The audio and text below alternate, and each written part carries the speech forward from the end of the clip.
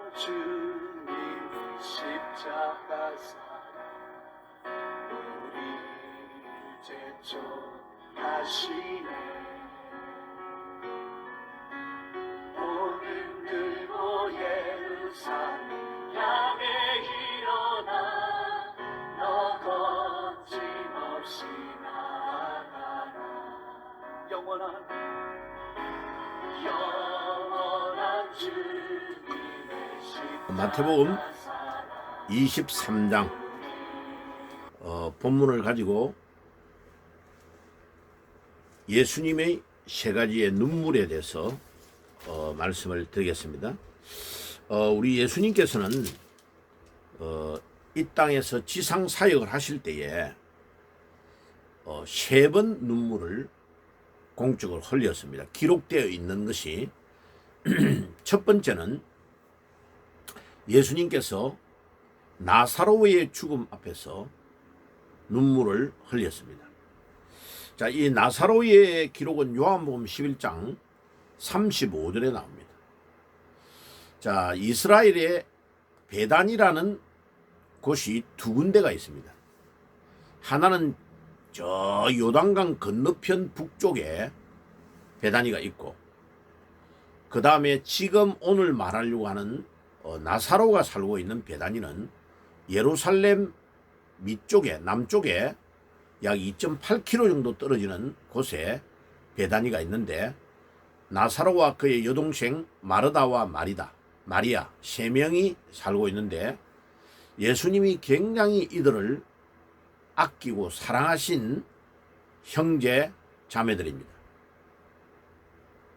그러니까 우리 예수님께서 구약 성경에 고아와 가부를 불쌍히 여기라고 반복해서 계속 하나님의 말씀에 나오잖아요. 우리 예수님이 그 부모가 없는 이 나사로와 마리아 마르다를 각별히 사랑하신 것 같아요. 그래서 저 북쪽 베다니에서 말씀을 전하고 있을 때에 나사로가 죽었다는 이야기를 듣고 예수님께서 거리가 엄청 멀단 말이에요.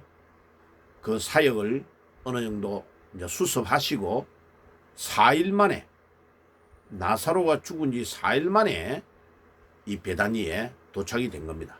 남쪽 유대 베다니에. 그러니까 이 여동생들이 예수님에게 나와가지고 마중을 나와가지고 예수님이 여기에 계셨더라면 우리 오라버니가 죽지 않았을 거다. 그러니까 막 예수님을 보면서 눈물을 흘리니까 예수님도 얼마나 마음이 아팠겠어, 그죠? 그래서 베다니 오빠가 나사로가 어디에 묻혀 있느냐 하니까 무덤을 가르쳐줘서 그 앞에 가서 예수님이 요한복음 11장 35절에 눈물을 흘렸다고 기록하고 있습니다. 자, 이 눈물은 개인적으로 사랑하는 나사로와 그의 여동생들과 그 가족에 처해 있는 환경과 상황을 보시고 예수님이 눈물을 흘리신 것이죠. 그리고 이 나사로를 죽은 지 4일이 된 시체에서 썩은 냄새가 나는 이 나사로를 명하여 나사로야 나오너라 하니까 이 붕대에 칭칭 감아놓은 이 나사로, 이스라엘은 무덤을 동굴 안에 가족장으로 무덤을 시체를 넣는단 말이에요. 그러니까 우리는 전통적으로 내려오는 건 널 안에다가 이렇게 해가지고 땅 밑에 묻는데, 이스라엘은 동굴 안에 가족들 시신을 안으로 넣게 돼 있어요. 그리고 바깥에 이제 돌멩이 같은 거를 닫아가지고 동물이나 짐승이 들어가지 못하도록 해놨는 거죠. 근데 우리가 여기에서 이 나사로를 살리신 예수님의 사역은 굉장히 중요한 일입니다. 우리도 나사로처럼 다 죄인들을 죽을 것인데 부활하신 주님이 명하시면 다시 우리가 부활하여 산다는 것을 보여주는 사건이 나사로의 부활 사건입니다. 그러니까 요한복음 11장 사건은 굉장히 중요한 사건이죠. 그리고 두 번째로 예수님이 흘리신 눈물은 예루살렘 성을 향하여 바라보시면서 눈물을 흘린 겁니다.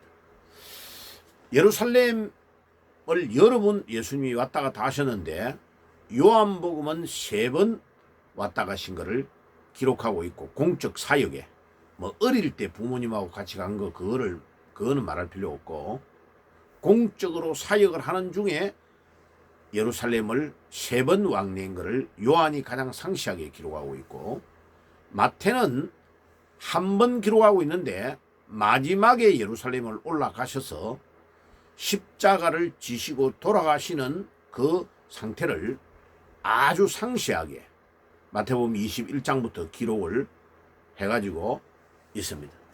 그리고 이제 우리가 23장, 마태복음 23장 37절에서 39절에 예수님께서 예루살렘아 예루살렘아 선지자들을 죽이고 내게 파송된 자들을 돌로 치는 자여, 암탉이 자기 새끼를 날개 아래 모음같이 내가 내 자녀를 모으려 한 일이 몇 번이냐. 그러나 너희가 원치 아니하였도다. 예루살렘에 가서 예수님이 많은 사람들에게 복음을 전하고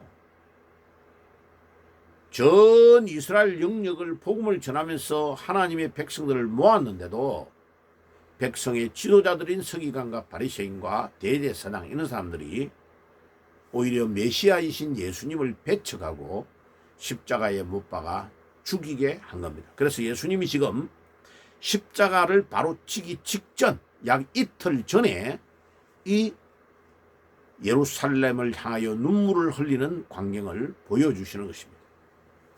마테오의 기록에서는 눈물이 직접 흘리는 광경은 기록하고 있지 않지만은 누가복음 19장 41절에서 44절에 마태복음 누가복음의 기록에 예수님이 직접 눈물을 흘리는 광경을 이야기하고 있습니다. 이 누가의 기록이 굉장히 더 상세하게 기록되어 있습니다. 눈물을 흘리는 것은 좀 더 구체적으로 누가는 기록을 하고 있습니다. 그죠?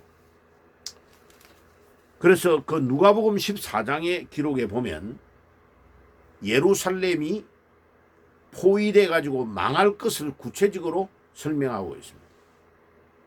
그러니까 예수 그리스도를 배척하고 오히려 십자가에 못 박아 죽이고 그들이 기다려야 될 메시아를 배척한 그 대가로 엄청난 대가를 지불받는데 예루살렘 성이 다 해파되고 그들이 우상시 섬기던 예루살렘 성전이 다 뜯기고 기둥에 금으로 박아놨던 모든 것들을 로마가 디도 장군에 의해서 AD 70년경에 예루살렘을 함락해가지고 완전히 이스라엘이 패망돼 버린 겁니다.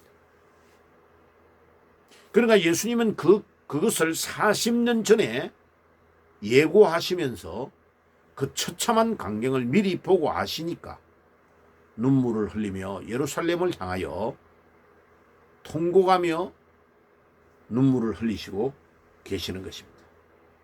그게 두 번째의 주님의 눈물.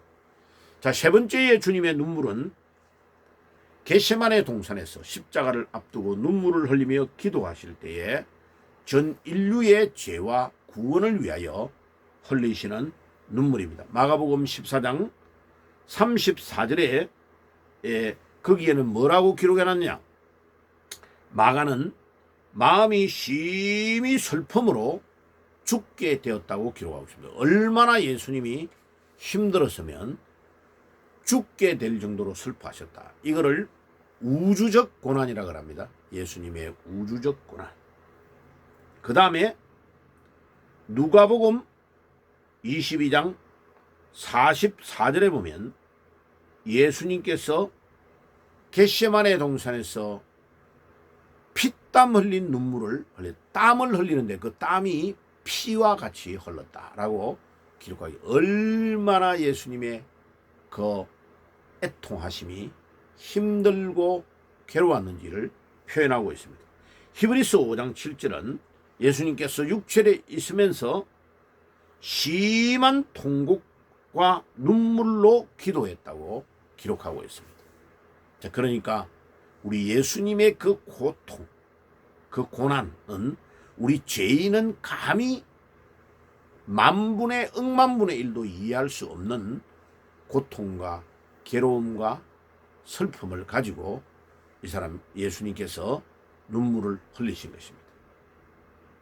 자, 예수님이 직접 흘리신 눈물은 이렇게 세 가지로 말씀을 드릴 수 있고, 예수님이 이제 십자가를 지시고 짊어지고 골고다로 가고 있는 도중에 많은 무리들이 따라오며 눈물을 흘립니다.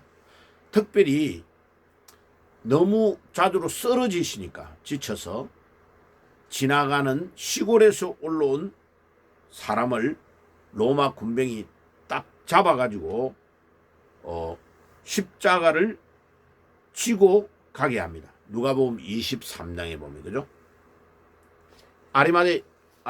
누가복음 23장에 거기에 그 기록이 상세하게 나옵니다. 그래가지고 뭐라고 하느냐? 구레네 시몬이라는 사람이 십자가를 지고 대신 가는데 뒤에 따라오는 여인들이 막 슬피 울며 통곡을 하니까 예수님께서 뒤를 돌아보시고 예루살렘의 딸들아, 나를 위하여 울지 말고 너와 너의 자녀를 위하여 울라고 말씀하셨습니다. 굉장히 중요한 말씀이에요. 여러분, 정말 우리가 잘 되기를 소원합니까? 그러면 나를 위하여 울어야 됩니다. 또 나와 내 자녀를 위하여 울어야 됩니다. 그러면 놀라운 역사가 일어나는 것입니다. 자, 우리 한국 부모님들 얼마나 자녀가 성공하기를 원합니까? 부모의 모든 것들을 다 바쳐서 시간과 돈과 이런 것들 다 바쳐 자기 노후 대책도 못하고 자녀를 위해서 막 희생하잖아요. 그리고 결혼할 때 결혼자금 대주고 그 다음에 막 건물도 또 집도 구해주고 그래가지고 나중에 부모는요 다 늙어가지고 자녀들 시집 장가가면 아무런 경제적인 대책이 없을 정도로 부모가 자녀를 위해 희생할 때가 많습니다. 그런데 제일 중요한 거, 여러분들의 자녀가 진짜로 성공하기를 원합니까? 그러면 여러분들의 자녀를 위하여 울어야 됩니다. 그게 누가복음 23장 28절에 주님께서 그렇게 말씀합니다. 그래서 디모데후서 3장 14절에 바울이 뭐라고 합니까? 믿음의 아들 디모데에게 너는 배우고 확신한 일에 거하라. 내가 네게서 배운 것을 알며 또 내가 어려서부터 성경을 배웠나니 성경은 능히 너로 하여금 그리스도 예수 안에 있는 믿음으로 말미암아 구원에 이르는 지혜가 있게 하느니라. 모든 성경은 하나님의 감동으로 기록된 것으로 교훈과 책망과 바르게 함과 어로 교육하기에 유익하니 이는 하나님의 사람으로 온전케 하며 모든 선한 일을 행하기에 온전케 하려 하십니다. 예, 그러니까 자녀가 잘 때는 제일 중요한 비결은 어릴 때에 하나님의 말씀을 정확하게 넣어주는 겁니다. 그리고 자녀가 하나님 앞에 바른 길을 가도록 내가 이래 저래라 한다고 되는 게 아니고 하나님의 성령이 그를 딱 인도하여 가이드하며 나아갈 수 있도록 해줘야 됩니다. 그래서 저는 아들이 2명이 있어요. 자녀가. 다른 거는 다 내가 자신할 수 없지만은 그들이 하여튼 거의 고등학교 졸업할 때까지 제가 미국에서 데리고 있었거든요. 그러면 매일 학교 갔다 오면 원래 어릴 때는 아침 저녁을 했어요. 그런데 이제 크니까 학교 가고 이렇게 바쁘니까 아침에는 못하고 저녁에 갔다 오면 식탁에 둘러앉아가지고 성경 한 장을 돌아가며 읽고 가족 4명이 그 다음에 그 성경을 붙잡고 기도하고 그리고 또 돌아가면서 기도해요. 그리고 맨 마지막에 제가 기도하고 막내 큰아들 엄마 제가 돌아가며 기도하고 마쳐요. 그리고 이제 밥 먹으면서 중요한 거 뭐 이렇게 깨달은 거 있으면 간증하고 토론하고. 자, 그런데 이게요 20몇 년을 그렇게 했잖아요. 놀라운 일이 일어납니다. 지금 제가 아무것도 잘한 게 없어요.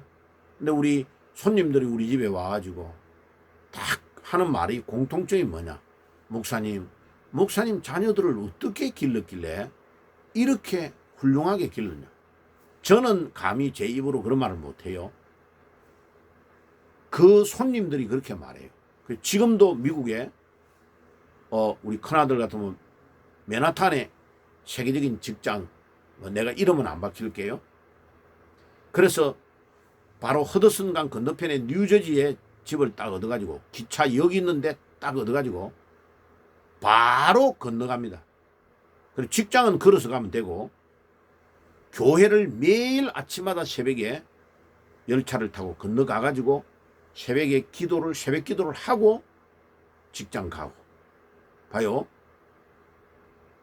저는 명문학교를 나오고 좋은 직장에 연금이 빵빵한 그게 대단한 게 아니고 자녀가 그 험악한 세상에서 얼마든지 술과 마약과 음란이 넘실거리는 미국에서 딱 믿음을 지키고 술, 담배 이런 것들 나쁜 거 절대 안 하고 하나님 앞에 아들이 믿음으로 산다. 그게 바로 축복이고 위대한 것이라고 나는 생각합니다. 여러분들의 자녀의 성공은 어디에 봅니까? 세상 사람들은 뭐 좋은 직장, 돈 많이 버는데 우리 아들 세상 직장에 최고의 직장, 미국에서 최고의 회사, 최고의 직장에서 돈 제일 잘 버는 데 있거든요. 저는 그걸 자랑 안 합니다. 우리 자녀가 매일마다 기도하고 믿음 생활하고 주말에는 교회에 선교 책임자가 돼가지고 매일마다 청년들이나 이런 사람들을 아울러서 선교 가는 거 계획 짜고. 그리고 엊그제도 통화했는데 이래요. 아빠, 제가 목사님들보다 교회 일을 더 많이 하는데 봐요. 그게 축복받은 거 아니에요?